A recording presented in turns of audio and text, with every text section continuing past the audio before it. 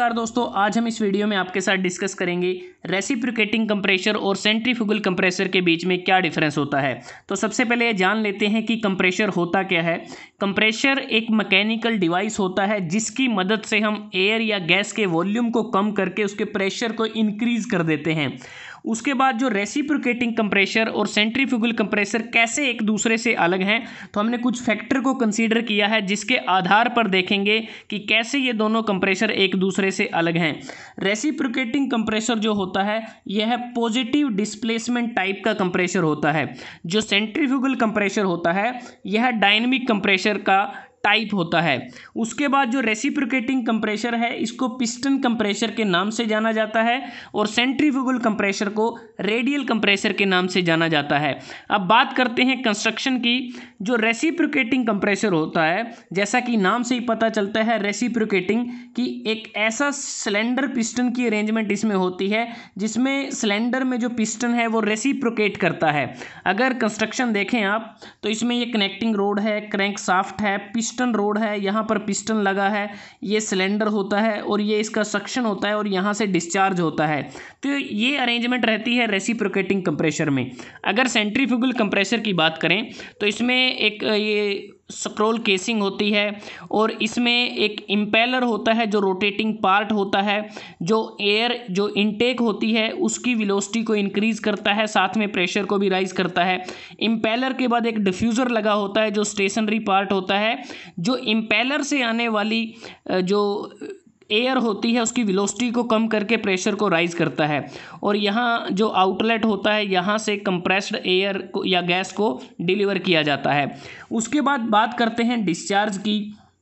Reciprocating compressor के case में कम discharge हमें मिलता है। एक प्रकार से कम डिस्चार्ज और हाई प्रेशर रेशो के लिए ये सूटेबल रहता है। अगर बात करें सेंट्रीफ्यूगल कंप्रेसर की तो यह लार्ज या हाई डिस्चार्ज और लो प्रेशर के लिए ज़्यादा उपयुक्त रहता है। उसके बाद है वेट की बात करें तो रेसिप्रोकेटिंग जो कंप्रेसर होता है इसका वेट सेंट्रीफ्यूगल कंप्रेसर के मुकाबले ज़्यादा होता है और सेंट्रीफ्यूगल कंप्रेसर का वेट रेसिप्रोकेटिंग कंप्रेसर के मुकाबले कम होता है। ऑपरेटिंग स्पीड की बात करते हैं तो रेसिप्रोकेटिंग कंप्रेसर की जो ऑपरेटिंग जो स्पीड होती है वो एक प्रकार से हम कह सकते हैं वो लो स्पीड होती है, और जो सेंट्रीफ्यूगल कंप्रेसर होता है इसकी ऑपरेटिंग स्पीड ज़्यादा होती है, हाई स्पीड होती है। प्रेशर रेशो पर स्टेज की अगर बात करें, रेसिप्रोकेटिंग कंप्रेसर की जो प्रेशर रेशो पर स्टेज होती है 5:1 से 8:1 के बीच में होती है, और जो सेंट्रीफ्यूगल कंप्रेसर होता है इसकी जो प्रेशर रेशो पर स्टेज होती है वो 5:1 तक होती है। Noise and vibration, reciprocating compressor के केस में ज़्यादा नॉइस प्रोड्यूस होती है, ज़्यादा वाइब्रेशन होती है, लेकिन सेंट्रीफ्यूगल कंप्रेसर के केस में जो ऑपरेशन है वो ज़्यादातर साइलेंट ही रहता है। मेंटेनेंस की अगर बात करें, रेसिप्रोकेटिंग कंप्रेसर में ज़्यादा स्लाइडिंग पार्ट होने के कारण हमें ज़्यादा मेंटेनेंस करने की ज़रूरत होती है, लेकिन सेंट्रीफ्यूगल कंप्रेसर में स्लाइडिंग पार्ट की अब्सेंस होने के कारण हमें कम मेंटेनेंस की आवश्यकता होती है। इंस्टॉलेशन कॉस्ट, रेसिप्रोकेटिंग जो कंप्रेसर होता है इसकी इंस्टॉलेशन कॉस्ट ज़्यादा होती है, सेंट्रीफ्यूगल कंप्रेसर की इंस्टॉलेशन कॉस्ट कम होती है। उसके बाद ओवरऑल प्राइस की अगर बात करें, रेसिप्रोकेटिंग कंप्रेसर मोर एक्सपेंसिव, ज़्यादा महंगे होते हैं, जबकि जो सेंट्रीफ्यूगल कंप्रेसर होते हैं ये रेसिप्रोकेटिंग कंप्रेसर के मुकाबले सस्ते होते हैं। कंप्रेशन एफिशिएंसी की बात करें, अगर रेसिप्रोकेटिंग कंप्रेसर की जो प्रेशर रेशो है वो 2 से ज़्यादा है तब कंप्रेशन रेशो जो कंप्रेशन एफिशिएंसी है वो ज़्यादा होती है। अगर सेंट्रीफ्यूगल कंप्रेसर की बात करें, अगर इसकी जो प्रेशर रेशो 2 से कम है तो इसकी जो कंप्रेशन एफिशिएंसी है वो ज़्यादा होती है। मैकेनिकल एफिशिएंसी की बात करते हैं, रेसिप्रोकेटिंग कंप्रेसर की मैकेनिकल एफिशिएंसी काफ़ी पुअर होती है, कम होती है, क्योंकि इसमें ज़्यादा स्लाइडिंग पार्ट होते हैं इसलिए।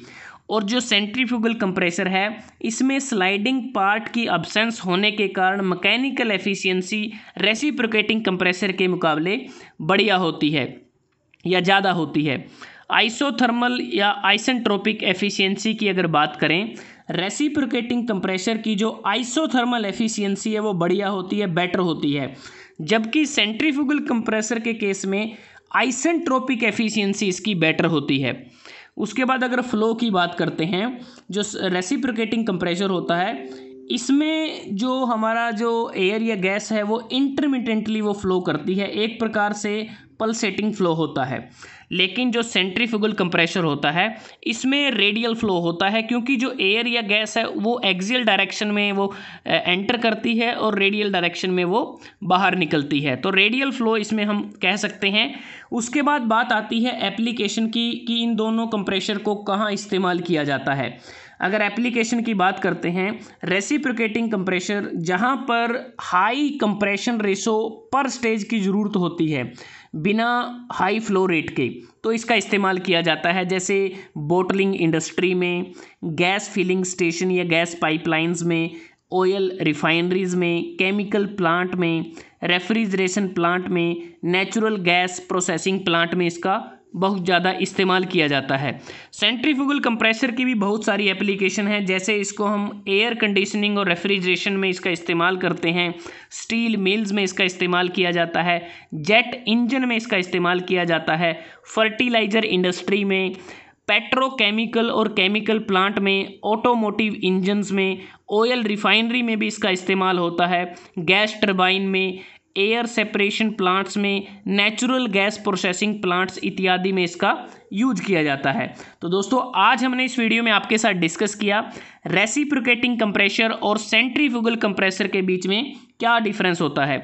अगर आपको ये वीडियो अच्छा लगा आप इसको लाइक कर सकते हैं, शेयर कर सकते हैं अपने दोस्तों के साथ, स्टूडेंट्स के साथ, और चैनल को सब्सक्राइब करना ना भूलें। जल्दी हाजिर होते हैं एक नए वीडियो के साथ, तब तक के लिए धन्यवाद। आपका दिन शुभ रहे।